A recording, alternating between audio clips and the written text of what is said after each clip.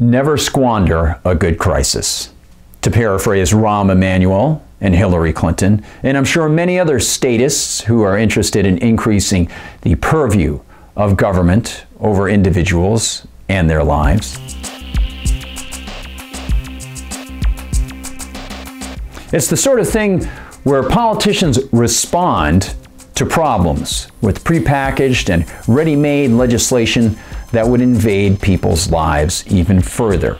And unfortunately, we're seeing this in the California Assembly and Maryland legislature right now in response to a very tragic and horrific story out of California. A few weeks ago, police allege that a couple named David and Louise Turpin were mistreating their 13 children for years. And, according to authorities, supposedly they were getting away with it by claiming they were homeschooling their kids.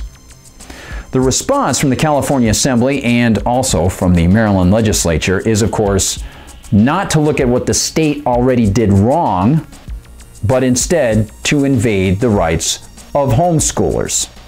So, as Joe Wolverton II reports for The New American, in California, they are proposing unannounced invasions of homes by state agents who would have interviews regardless of whether or not the parents were prepared with the parents and the children.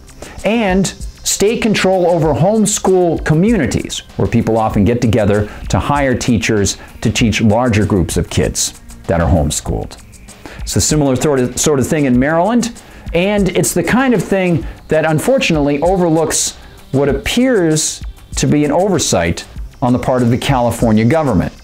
See, the California government is already supposed to have sent fire marshals to inspect the home, and reporters are still awaiting confirmation that they bothered to do that. In the meantime, the Fourth Amendment be damned.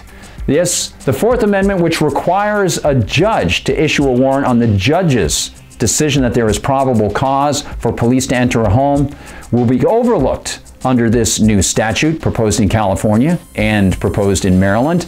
And instead, homeschooling parents will be ill at ease almost all the time.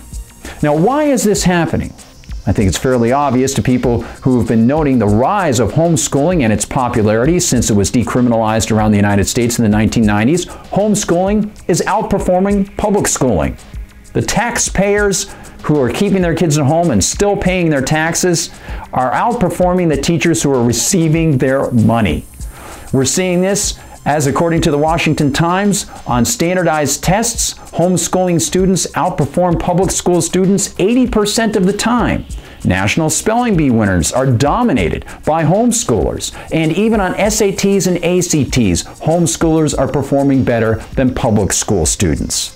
And this actually harkens back to a time in the United States prior to the Civil War, when, as great writer Samuel Blumenfeld noted in his fantastic book, Is Public Education Necessary?, most of the American population was very literate and not educated through government means. In fact, Alexis de Tocqueville was so impressed by this when he came to the United States in the early 1800s that he included it in his book, Democracy in America. It would be interesting if some of the students who are in public schools ever read that, because they might ask their taxpayer-supported teachers why they have to be there and why their parents have to pay for it. Now, homeschool parents might end up having to ask the same sorts of thing to the agents of the state who enter their homes in response to something they had nothing to do with. For MRC-TV, I'm Gardner Goldsmith.